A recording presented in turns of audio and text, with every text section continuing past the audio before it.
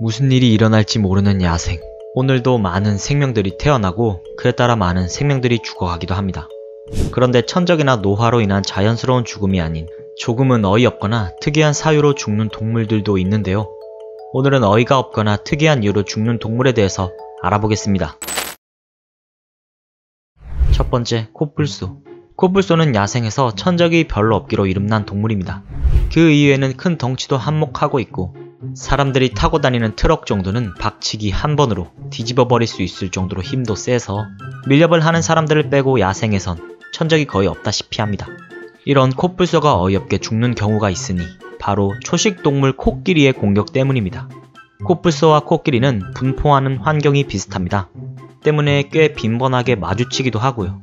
그런데 코끼리가 짝짓기 철만 되면 머스트라는 호르몬을 내뿜게 되는데 이때 코끼리는 평소보다 공격성이 수십 배나 증가한다고 합니다.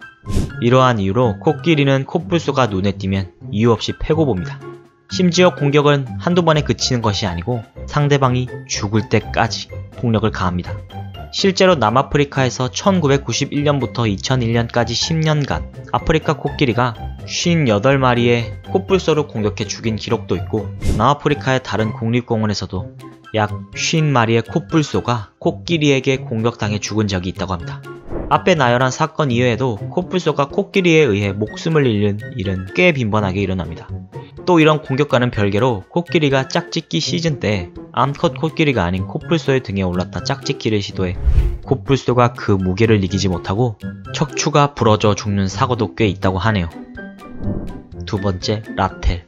라텔보다 우리에겐 더 익숙한 이름인 벌꿀오소리는 야생에서, 아니 어쩌면 세상에 존재하는 모든 생물 중에서 가장 겁이 없는 생물일지 모릅니다.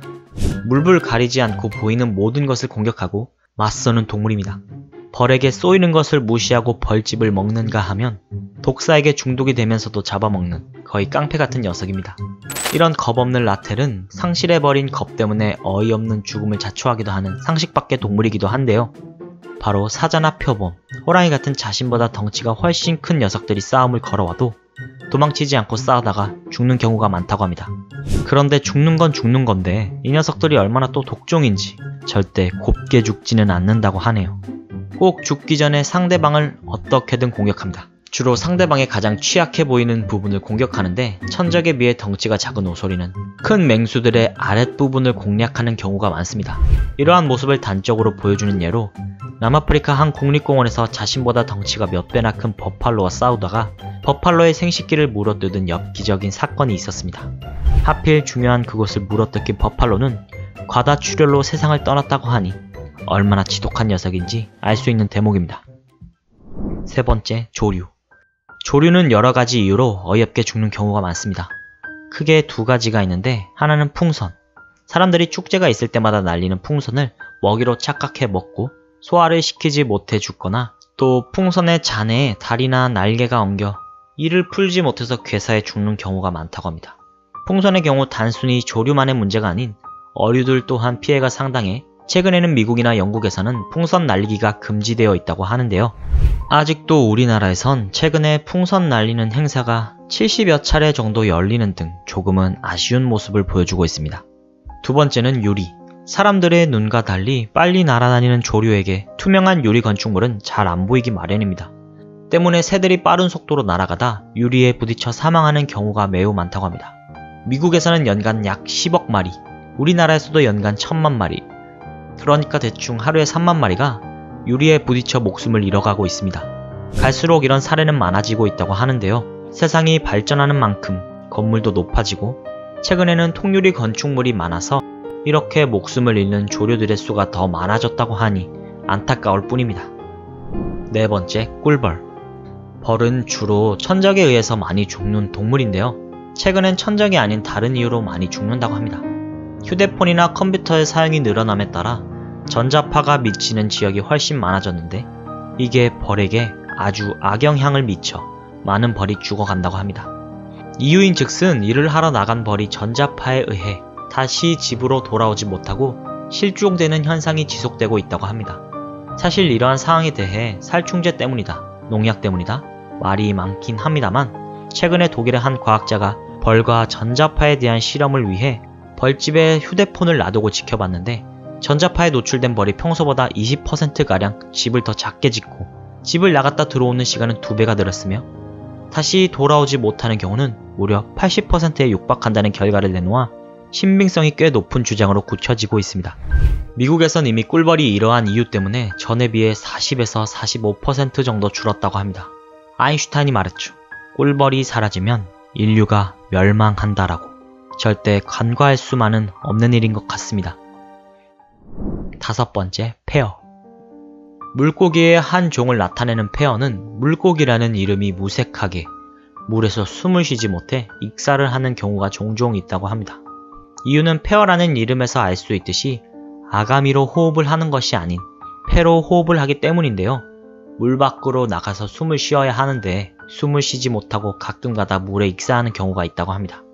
그런데 또 이 페어라는 물고기가 아이러니한 게 물 밖 육지에서는 최대 3년 정도를 버텨 살아남을 수 있는 이상한 능력을 보유하고 있습니다. 페어는 그 역사도 오래되어 지금은 살아있는 화석이라고 불릴 만큼 살아있는 것만으로도 신기한 물고기인데요. 전 세계적으로 종류가 6종밖에 남지 않은 만큼 매우 희귀해 앞으로 우리가 잘 보존해 나가야 할 동물 중 하나가 아닐까 싶습니다. 6번째, 북극곰. 북극에서 서식하는 곰인 북극곰 또한 최근에 들어서 그 수가 많이 줄어들고 있다고 합니다. 그 중에서 특히 익사하는 북극곰들이 많이 늘었다고 합니다. 북극곰은 헤엄을 매우 잘 치는 동물입니다. 한 번에 걷더니 20에서 30km 정도 헤엄칠 수 있으며 최대 100km까지 헤엄을 칠 수 있다고 알려져 있습니다. 그런 북극곰이 익사를 하는 이유는 다름 아닌 지구온난화 때문입니다.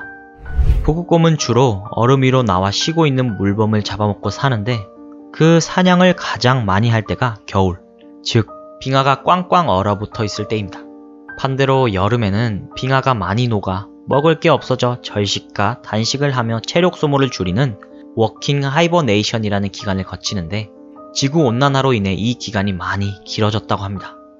최근 온난화가 심해져 얼음이 어는 결빙기가 짧아지고 얼음이 녹는 해빙기가 길어지는 현상이 일어나 사냥을 하기 위해 햄을 치다가 쉬어 주어야 할 때 얼음이 다 녹아 쉴 곳을 못 찾고 익사하는 경우가 있다고 합니다.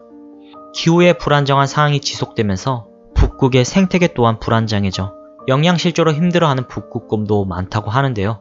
영양실조에 걸린 북극곰이 사냥을 하기 위해 헤엄을 치는데 사냥감도 발견하지 못하고 쉬지도 못하며 계속 헤엄만 치다가 죽는 상상은 정말이지 불쌍합니다. 후세의 사람들에게 북극곰이 책 속에서만 볼 수 있는 동물이 되지 않게 하려면 지구온난화에 대해 경각심을 가질 필요가 있을 것 같습니다. 앞으로도 계속 영상을 받아보길 원하시면 중앙의 구독 버튼을 꾹 눌러주세요.